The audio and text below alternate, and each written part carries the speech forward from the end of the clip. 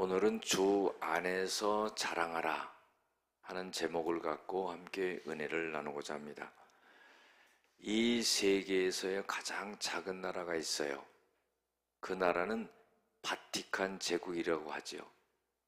제국은 중세시대 때 이탈리아 그 중부지방에 교황의 교황령이 있었습니다. 큰 땅이 있었어요. 그래서 제국이라는 말을 썼지만은 지금은 시국이라는 말을 쓰지요. 바티칸 시국, 시티 스테이트. 발음이 괜찮습니까? 조그만 나라예요. 얼마나 작은지 교황과 추기경과 성직자들과 또 그것을 지키는 군인들이 있는데 근위병들, 스위스 사람들로만 구성이 되어 있어요. 그래서 이렇게 나라가 구성이 되어 있습니다. 그런데요, 왜 이탈리아 안에 독립된 국가가 되었을까? 중세 시대에는 교황이 그 땅을 다스렸는데 이탈리아가 19세기 후반에 하나로 통일되는 과정 중에 교황이 바티칸이라고 하는 그 언덕에 고립이 됐어요. 갇혀버린 겁니다. 그랬는데 그때의 그 독재자가 누구냐면은 무솔리니라고 하는 사람인데 1929년에 이 이탈리아의 독재자가 교황과 조약을 맺습니다. 그 조약이 뭐냐면은 라테란 조약인데 그 내용은 바티칸 주변의 땅을 교황이 다스리는 땅으로 인정해 주는 거예요.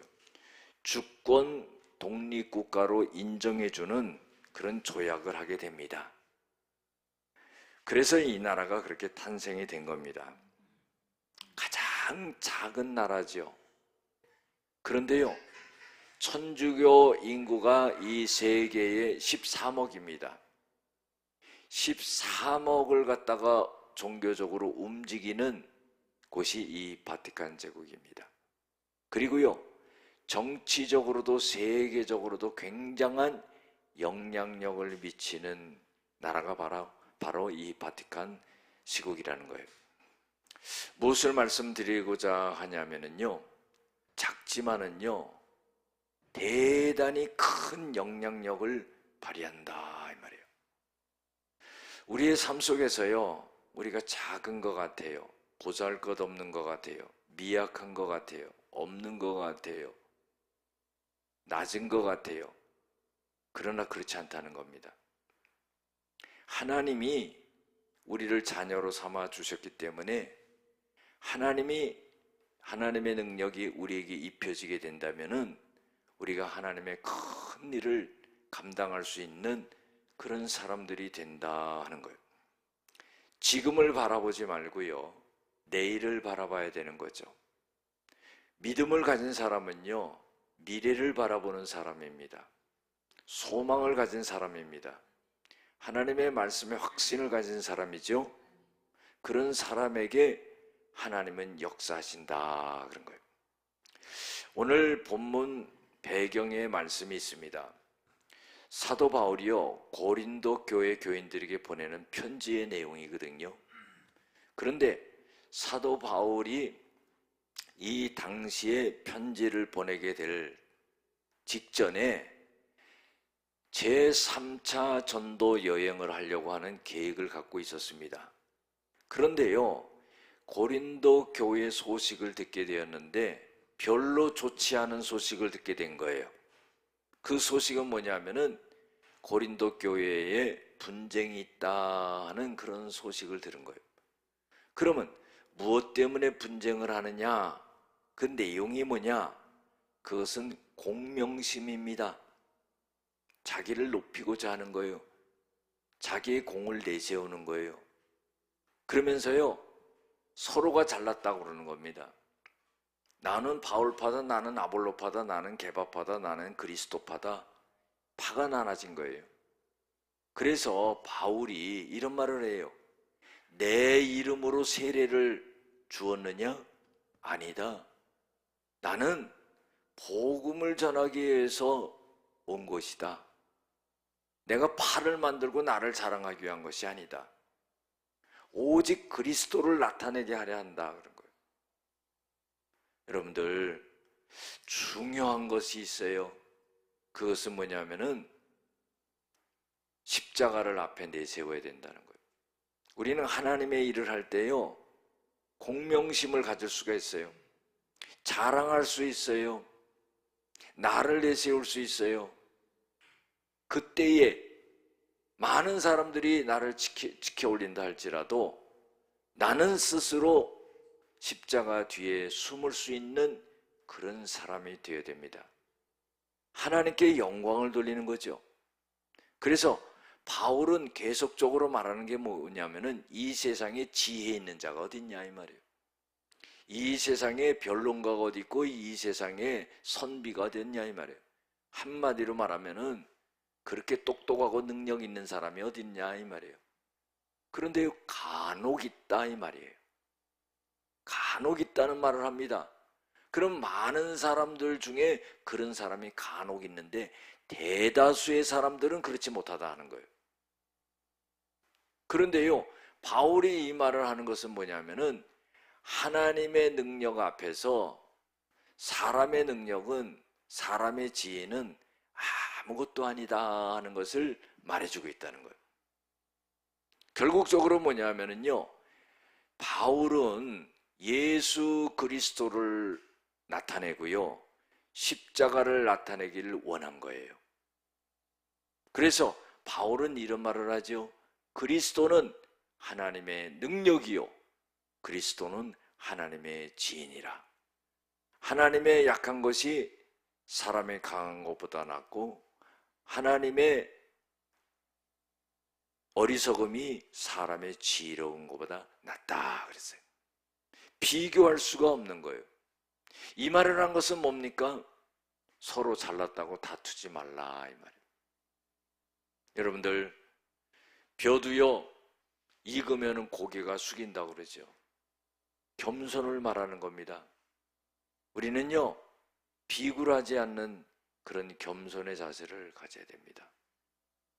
그래서 하나님께서는 겸손한 자를 가까이 하시고 교만한 자를 물리치시니라 그랬어요. 내가 아무리 하나님 앞에 가까이 가려 해도 그 모습이 교만하기 때문에 하나님은 내치신다 이 말이에요. 우리가 하나님께 영광을 돌리고 열심히 일하고 헌신하고 하는 모든 것은요 수고한 거예요. 그러나 그것이 내 영광이 되어서는 안 된다 이 말이에요. 나를 자랑하는 것이 되어서는 안 된다 이 말이에요. 나를 드러내고 나타내는 것이 되어서는 안 된다 이 말이에요. 하나님, 오직 하나님께 영광을 돌려야 된다는 거예요. 사람의 존재 목적은 하나님을 찬양하고요, 하나님께 영광을 돌리기 위한 것이에요. 우리의 상급은 이 땅에서 사람들로부터의 칭찬이 아니에요. 하늘나라 가서 상급을 받는 겁니다. 우리가 처음과 나중을 알아야 되죠. 무엇을 어떻게 해야 되는지를 알고 신앙생활을 해야 된다는 겁니다. 그래서 오늘 본문 말씀에 보면은요, 오늘 제목처럼 주 안에서 자랑하라 그랬어요. 자랑하는 것은 주 안에서 자랑하라. 깊게 들여다보면 주님을 자랑하라 그런 말입니다. 그런데 왜 주님을 자랑하라고 했느냐? 오늘 말씀에 보면 첫 번째로요, 하나님이 우리를 부르셨다는 거예요. 이 부르심은 뭐냐면요, 콜링이라고 그래요. 소명이라고 그러죠. 하나님이 나를 하나님의 자녀로 부르신 거예요. 하나님이 나를 직분자로 부르신 거예요. 하나님이 나를 일꾼으로 부르신 거예요. 하나님이 부르시지 않으면은 하나님 앞에 나갈 수가 없는 거예요. 이 세상에서도요, 내가 대통령한테 간다고 대통령을 만날 수 있나요? 대통령이 나를 불러야지 만나죠. 우리가 예배 나오는 거요, 내가 나온 것 같아요? 오늘은 가볼까? 오늘은 가지 말까? 이런 거 아닙니다. 하나님이 나를 부르신 거예요. 콜링하신 거예요. 그래서요, 이 자리에 앉게 하신 겁니다. 얼마나 귀한 건지 모르죠. 그래서 형제들아, 너희를 부리심을 보라. 육체를 따라 지혜로운 자가 많지 아니하며 능한 자가 많지 아니하며 문벌 좋은 자가 많지 아니하도다. 뛰어나서 부른 게 아니라는 그런 말을 하는 거예요. 그런 능력자들은 별로 없다. 능력 있는 사람을 부르는 게 아니라 그런 사람들은 적은데 많은 사람들이 부족하다 이 말이에요. 약하다 이 말이죠. 능력이 없다 이 말이죠. 그럼에도 불구하고 하나님이 불렀다는 거예요. 여러분들, 하나님의 부르심에 감사하는 저희들이 되고 날마다 하나님이 부르실 때마다 달려나오는 저희들이 될 줄로 믿습니다. 두 번째로 뭐냐면은 주 안에서 자랑해야 될 게 하나님이 택했다는 거예요. 선택했다는 거죠. 하나님 나를 뽑아주세요. 나를 하나님의 자녀로 뽑아주세요. 나를 목사와 장로로 권사로 집사로 뽑아주세요. 이게 아니라는 거예요. 하나님이 선택하셨다는 거예요. 자녀로 선택하시고 직분자로 선택하시고 일꾼으로 선택하시고 선택을 받았다는 것은 너무나 귀한 거죠. 은혜입니다. 우리가 전 세계에 많은 나라가 있지만은요, 우리 대한민국에 사는 것이 얼마나 큰 축복인지 몰라요. 먹지도 못하는, 아파도 병원도 못 가는 그런 나라 백성들이 얼마나 많습니까? 정말로요, 우리 애국가에 나와 있는 것처럼 하나님이 보호하사 우리나라 만세. 할렐루야. 우리가 사는 것이요, 운명적인 거예요. 그러나 그 운명이 하나님 안에 있다는 거예요. 이것이 얼마나 큰 축복인지 몰라요. 하나님의 은혜지요. 하나님의 선택하심이지요. 그래서요, 하나님께서는 세상의 미련한 것들을 택하사 지혜 있는 자들을 부끄럽게 하시려고, 세상의 약한 것들을 택하사 강한 것들을 부끄럽게 하시며, 하나님께서 세상에 천하고 멸시받고 없는 것들을 택하사 있는 것들을 패하게 하려 하심이라. 잘나고 똑똑하고 부유하고 대단하고 이런 사람들을 갖다가 다 제끼고 미련하고 없고 부족한 우리들을 불러가지고 그 능력 있는 사람들을 부끄럽게 하신다는 거예요. 선택을 받게 하신다는 거예요. 여러분들 얼마나 감사합니까? 하나님은요, 우리를 선택하셨다는 거예요.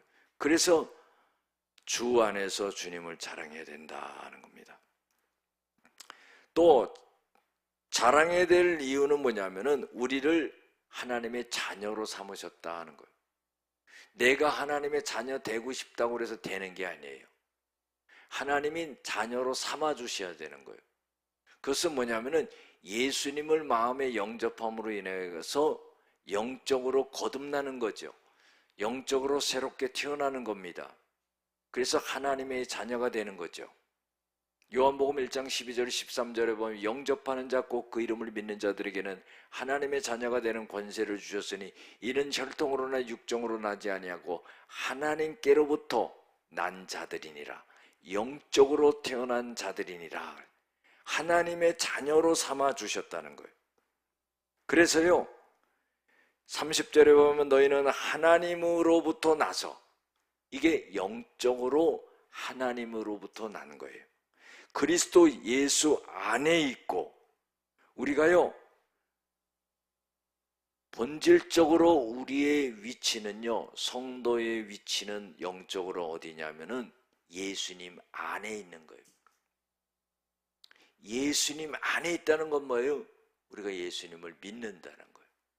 예수님 말씀을 따라간다는 거예요. 예수님 말씀대로 삶을 살아간다는 거예요. 그래서 우리는 하나님으로부터 영적으로 태어나서 영적인 하나님의 자녀가 되었고 예수님 안에서 살아갈 수 있게 했다는 거예요.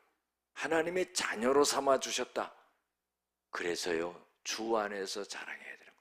마지막으로는요, 왜 자랑해야 되냐면은 30절에 보면은 예수는 하나님으로부터 나와서 우리에게 지혜와 의로움과 거룩함과 구원함이 되셨느니라 그랬어요.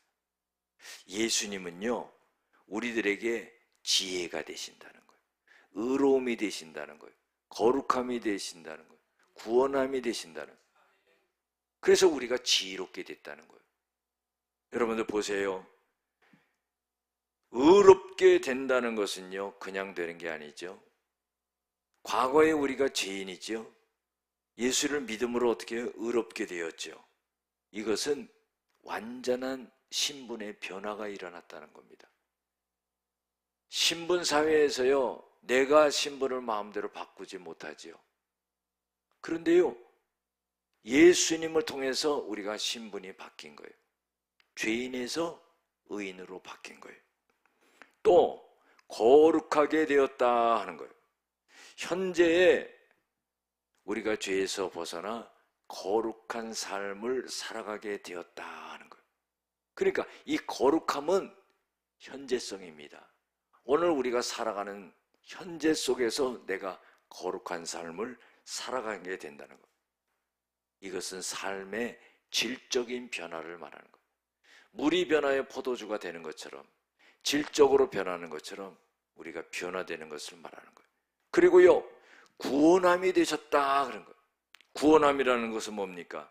죄인이여 우리의 몸과 영혼이 모두 죄로 물들었던 우리를 예수 그리스도를 통해서 죄가 씻어지게 되고 거룩하게 되고 신령한 몸을 입게 되고 결국은 완성되게 된다는 거예요.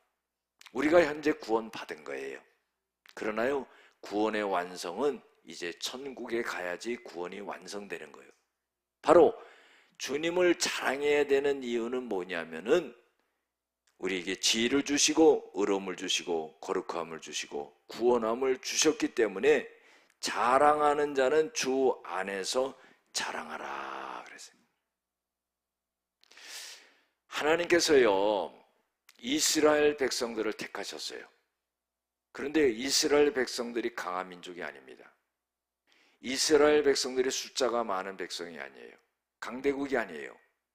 신명기 7장 7절에 보면은 너희들을 내가 택한 것은 너희들의 숫자가 가장 적기 때문이다 그런 거예요. 이거 참 아이러니하죠. 하나님의 백성이라면은요, 숫자가 많고 강해가지고 온 세계를 지배하고 그런 민족을 택해야 되는데 하나님은 약한 민족을 택했다 하는 거예요. 왜요? 약한 민족을 택해서 그 약한 민족은 살아갈 수 없기 때문에 하나님만을 의지하는 거예요. 하나님만을 바라보는 거예요. 하나님의 능력을 입어야 삽니다. 그래서 이스라엘 백성들이 우리는 하나님의 백성인데 하나님이 아니고서는 우리는 살아갈 수 없다, 이런 고백을 하기 위해서 그 약한 민족을 택했다 하는 거예요. 그리고요, 하나님의 사랑과 약속 가운데 이스라엘 백성들을 택한 거예요. 여러분들, 우리가 택함 받은 것도 마찬가지죠. 하나님의 사랑이에요. 하나님의 약속입니다. 조상들에게 약속한 그 약속을 하나님께서는 이스라엘 백성들에게 이루어 주신 거예요. 마지막으로는요, 온 세상에 하나님을 알리는 제사장 나라가 되기 위해서 하나님이 택하셨어요. 출애굽기 19장 5절 6절에 보면은 하나님께서는 온 세계가 다 하나님 앞에 속했다 그랬어요. 내 말을 잘 듣고 언약을 지키며 내 언약을 지키는 백성은 내 소유가 되고 제사장 나라가 되고 거룩한 백성이 되리라. 하나님이 택하신 것은요, 이스라엘 택하신 것은 거룩한 백성이 되고요, 그리고 제사장 나라가 되게 하기 위해서 택하셨다는 거예요. 여러분들, 이것은 무엇을 의미합니까? 하나님의 은혜지요. 역시 마찬가지로 하나님이 우리를 그렇게 선택해 주신 거예요. 그렇게 불러주신 거예요. 우리에게 지혜를 주시는 거예요. 우리에게 의로움을 주시는 거예요. 우리에게 거룩함을 주시는 거예요. 우리에게 구원함을 주시는 거예요. 그래서 자랑하는 자는 주 안에서 자랑하라 그랬어요. 바울은요, 갈라디아서 6장 4절에 보면은요, 이런 말 합니다. 자랑할 것이 너에게만 있고 다른 사람에게 있지 아니하는도다 그랬어요. 그것은 무슨 말이냐면은 만약에 어떤 일을 했어요. 근데 굉장히 뿌듯하고요. 자랑할 만해요. 그런데 그것을 자기 입으로 자랑하지 말고 자기 안에서 자기 자신이 자신에게만 자랑하라 그 말. 다른 사람으로 자랑하게 만들지 말고 다른 사람에게 자랑하지 말고 자기 자신이 자신에게만 자랑하고 말라 하는 거예요. 여러분들 레위기 예레미야 9장 23절 24절에 보면은요 바울이 이 말씀을 인용한 거거든요. 지혜자는 자기의 지혜를 자랑하지 말라 그랬어요. 용맹한 자는 자기의 용맹을 자랑하지 말라 그랬어요. 부자는 자기의 부요함을 자랑하지 말라. 자랑할 것이 있는데 그것은 뭐냐면은 자기가 꼭 자랑해야 될 것은 뭐냐면은 나는 하나님을 알아. 요거를 자랑하라는 거예요. 그리고 하나님의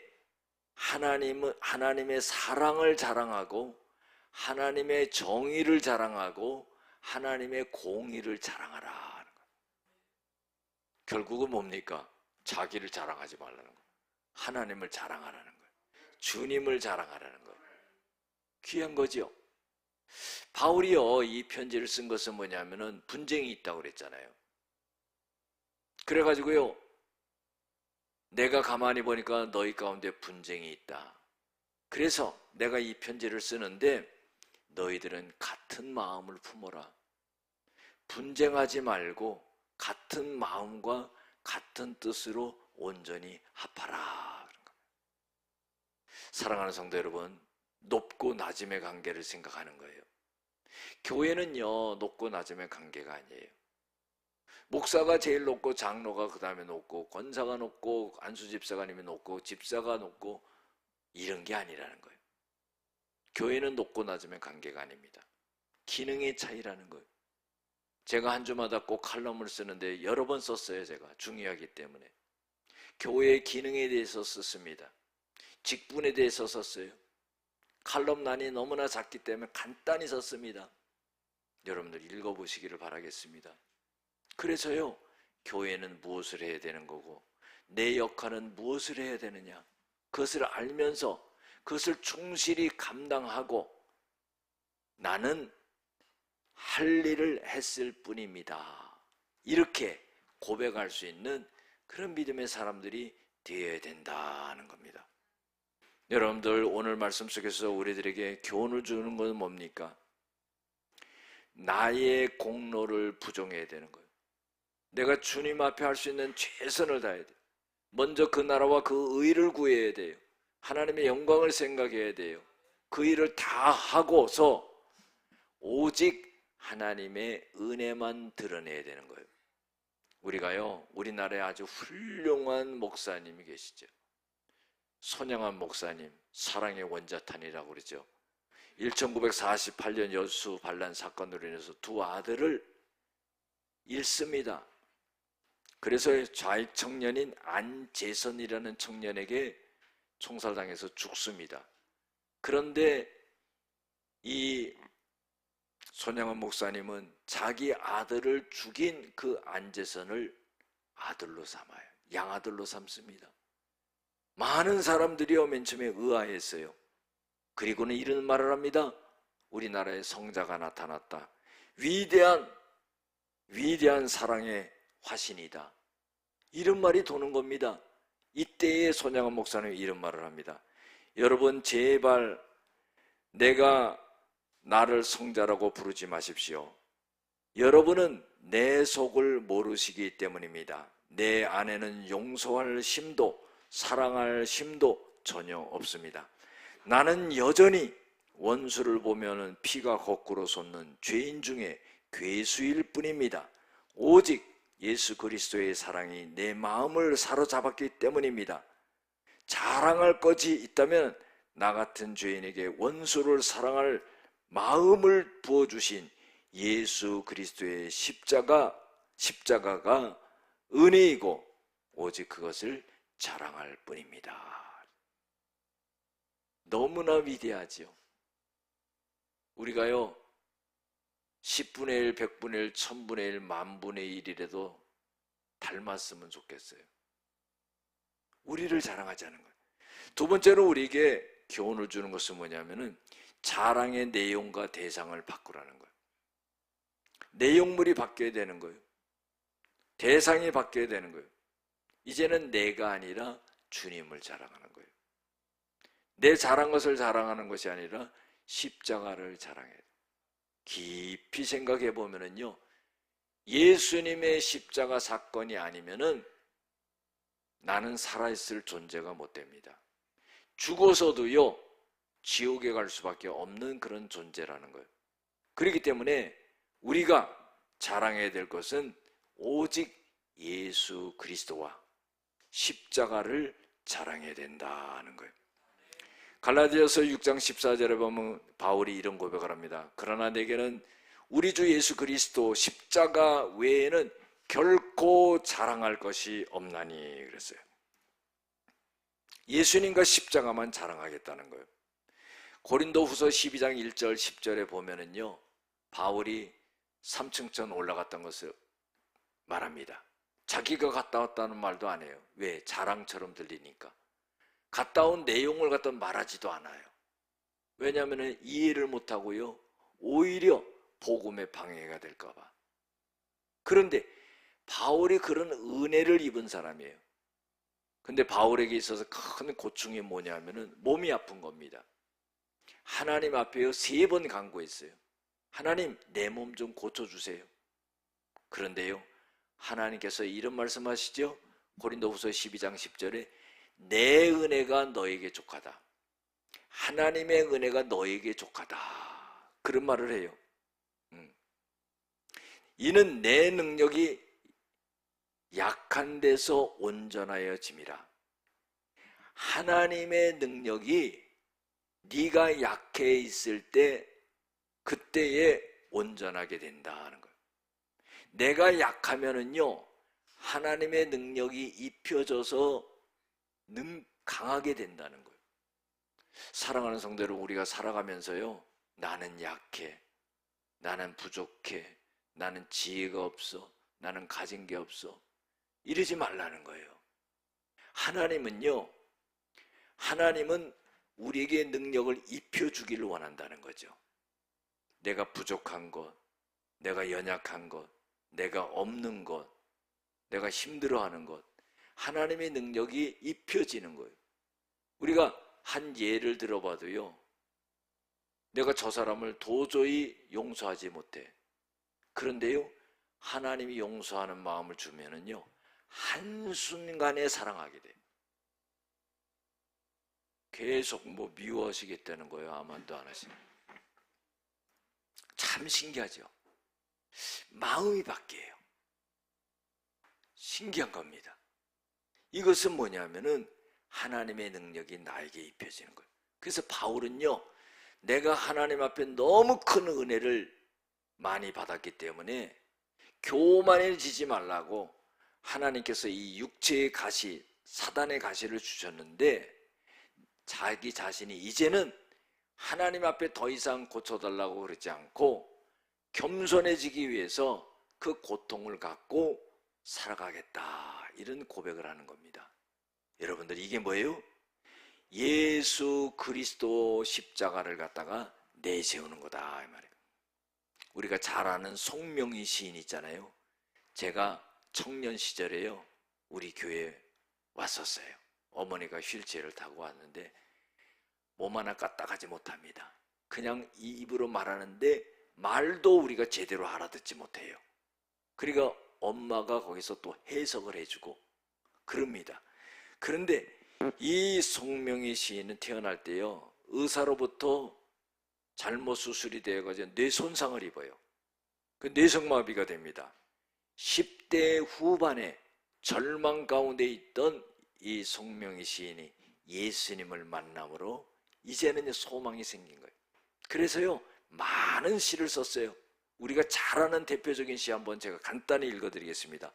나 가진 재물 없으나, 나 남이 없는 지식이 없으나, 남에게 있는 건강이 있지 않으나, 나 남이 없는 것 같게 하셨으니 나 남이 못 본 곳을 보았고 듣지 못한 음성을 들었으니 나 남이 받지 못한 사랑을 받았고 나 남이 모르는 것 깨달았네. 공평하신 하나님, 나 남이 가진 것 나는 없지만 공평하신 하나님, 나 남이 없는 것 갖게 하셨네. 여러분들 얼마나 기쁜 시를 썼습니까? 청중 앞에서요 간증하기 위해 섰는데 사람들이요 다 자기를 불쌍한 눈으로 쳐다보더래요. 그래서요 그때 이런 말을 했답니다. 여러분들 저를 불쌍한 눈으로 보지 마세요. 저는 행복합니다. 여러분들은 사지가 멀쩡하고 똑똑해서 자신의 힘을 자랑하며 살지만 저는 내 힘으로는 도저히 살 수 없기에 매 순간순간마다 예수 그리스도만 의지하고 오직 주님만 자랑하며 살아갑니다. 만약에 제게 예수님이 없다면 저는 아무것도 아닙니다. 저의 유일한 자랑은 오직 예수님 한 분뿐입니다. 여러분들 주님을 자랑하고요 주님을 높이고요 그렇게 살아갈 줄로 믿습니다. 내 영광은 십자가 뒤로 감추고 저 하늘나라에서 하나님이 상급으로 역사하실 줄로 믿습니다. 마지막으로 교훈을 주는 것은 뭐냐면요 나의 존재 가치를 세상의 평가가 아닌 주님 안에서 찾아야 된다 하는 거예요. 세상의 사랑은요 늘 비교합니다. 늘 비교하고요 또 때로는 교만하고요 때로는 열등감을 느끼게 합니다. 나의 가치와 정체성은 세상의 자격 조건이 아니라 바로 예수 그리스도다 하는 거예요. 결론적으로요 우리는요 주님 안에서 자랑해야 되며 삶의 중심에서 나를 내려놓고 오직 예수 그리스도와 그 은혜만을 높이며 살아가는 것입니다. 나의 삶이 주님을 자랑할 수 있는 삶으로 거듭나게 되기를 주의 이름으로 축원합니다.